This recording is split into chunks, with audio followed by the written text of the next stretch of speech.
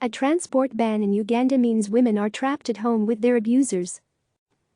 CNN is committed to covering gender inequality wherever it occurs in the world. This report is a collaboration between CNN and the Fuller Project. It is part of Is Equals, an ongoing series. Seconds after Veronica opened her eyes in the hospital, she knew who had put her there. Her body ached, her head throbbed.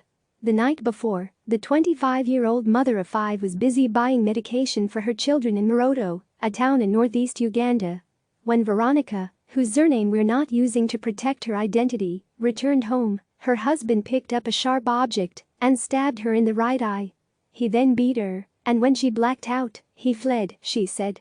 2 legal volunteers from the Association of Women Lawyers, FIDA-U, an organization that provides legal aid and access to essential services for women, were already working on the ground in the community.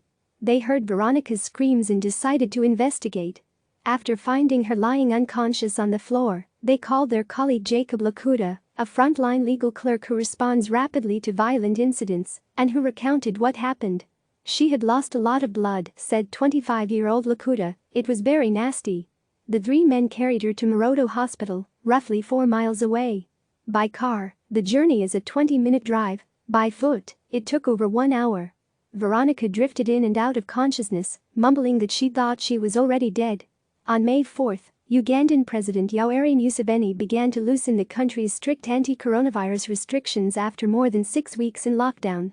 While businesses including hardware shops and wholesale stores have now reopened, the existing ban on all public and private transport remains intact. This means, critics say, that many women will continue not only to be trapped at home with a potential perpetrator, but they remain unable to travel to seek medical treatment, refuge or help. The country currently has 160 confirmed COVID-19 cases and no fatalities, according to Johns Hopkins University. Many women, like Veronica, have found themselves forced to spend more time with partners who were already abusive. Economic worry is an added tension. More than 80% of Ugandans work in the informal sector, and many have lost their jobs due to the COVID-19 restrictions. We stopped a lot to catch our breath, says Lokuda, who had already jogged 40 minutes to Veronica's village from his own home. We didn't have any protective gear, such as gloves, but she needed medical attention, he adds. He had gone beyond reason, Veronica said over the phone. In late March, Museveni indicated that domestic violence is not life-threatening and should not be considered so during the COVID-19 pandemic. We're just dealing with a few things that are life-threatening. Childbirth, snackabite, heart attack, finish. What else is there? We're not dealing with all problems. Somebody is drunk and has beaten his wife? No, he said. He has since addressed the issue and said he is devising a comprehensive plan on how best to handle the situation. Infographic, 1,589,479,382,081 background, URL, cdn.cnn.com cnn.e interactive HTML5 Video Media 2020-05-14 Uganda Map 375px.png, no repeat 00 transparent, margin bottom, 30px. Padding top, 108.66666666666667%. Width, 100%. Moz background size, cover. O background size, cover. Webkit background size, cover. Background size, cover. Add media, min width, 640px. M infographic, 1,589,479,382,081 background image, URL. cdn.cnn.com cnn.e interactive HTML5 Video Media 2020-05-14 Uganda Map 780px.png, padding top, 61.92307692307693%, add media, min width, 1120px. M infographic, 1,589,479,382,081 background image, URL, cdn.cnn.com cnn.e interactive HTML5 Video Media 2020-05-14 Uganda Map 780px.png, padding top, 61.92307692307693%. While ambulances have been given travel permits, the number of vehicles is low, and many citizens live in villages with a patchy phone signal. Those working in essential services such as healthcare are allowed on the roads, yet legal aid providers were not deemed essential until last week. Now, 30 lawyers working for the Uganda Law Society are permitted to provide urgent legal services. This is a positive step, says Irina Konga, FIDA-U's director of programs, but it's a drop in the ocean. Movement is an issue, agrees Rose Nelyabega, acting commissioner for the National Police's Sexual and Children Offences Department in Kampala, the bustling Ugandan capital. Response is our greatest challenge, she said in an interview. We're operating in the normal way, but COVID-19 has escalated the problem.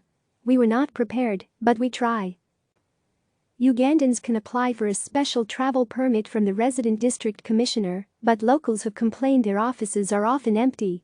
For organizations like FIDA-U, time is of the essence, and applying for a permit waiver can take hours.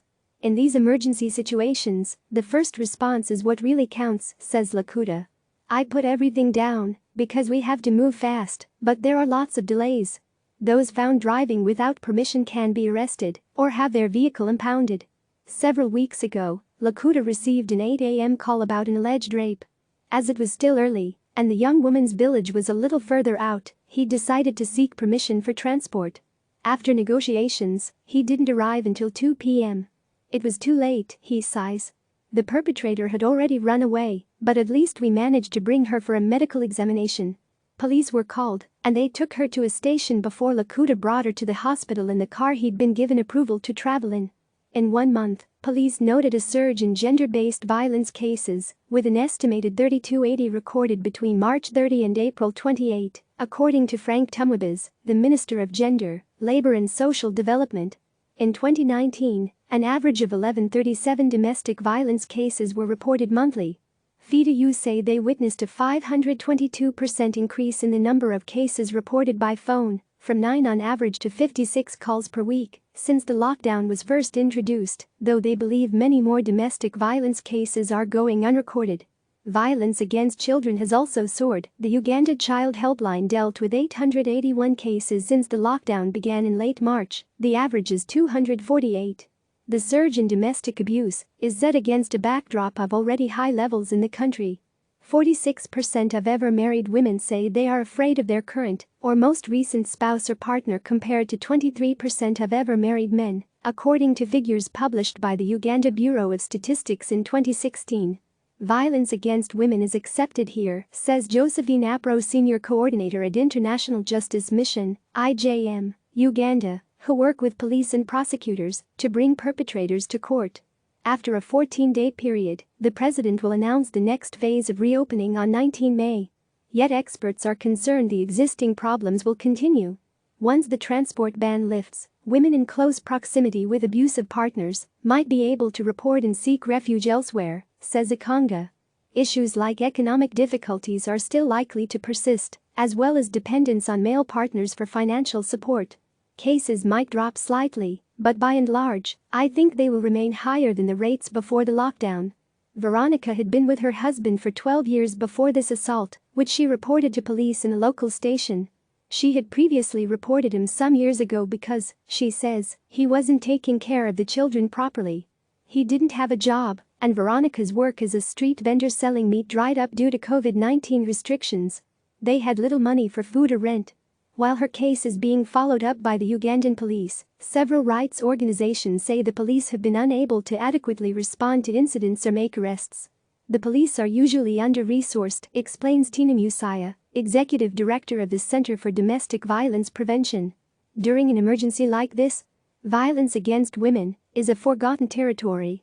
Amid the pandemic, police vehicles were reallocated to the COVID-19 response, which left a shortage elsewhere.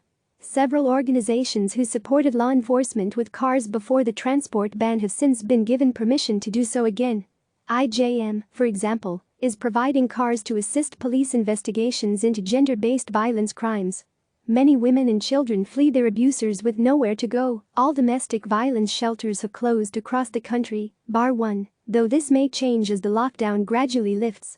The police have recently opened a new temporary shelter in Kampala and launched a toll-free line in a bid to handle the increasing number of cases. It's astonishing, says Asia Russell of HealthGap, a HIV advocacy organization with staff in Uganda. The mode of implementation of the COVID-19 response has killed people, she adds, referring to vulnerable groups such as women experiencing violence, with chronic illnesses and those who are pregnant. Where is the infrastructure for communities who are experiencing increased terror? Don't they matter? Russell says. Weeks after Veronica was released from hospital, her eye is still painful. She and her husband haven't spoken since that fateful night, she says, before adding firmly, "I'm not going to have contact with him again." She still has difficulty sleeping, but she feels safe, and, for now, that will do. Louise Donovan is a Nairobi-based correspondent with the Fuller Project, a journalism nonprofit reporting on global issues impacting women. Top image, Shutterstock CNN photo illustration by Gabrielle Smith. Window.ns equals config equals window.ns equals config. Window.ns equals config.theme equals black. Click subscribe to receive the latest news.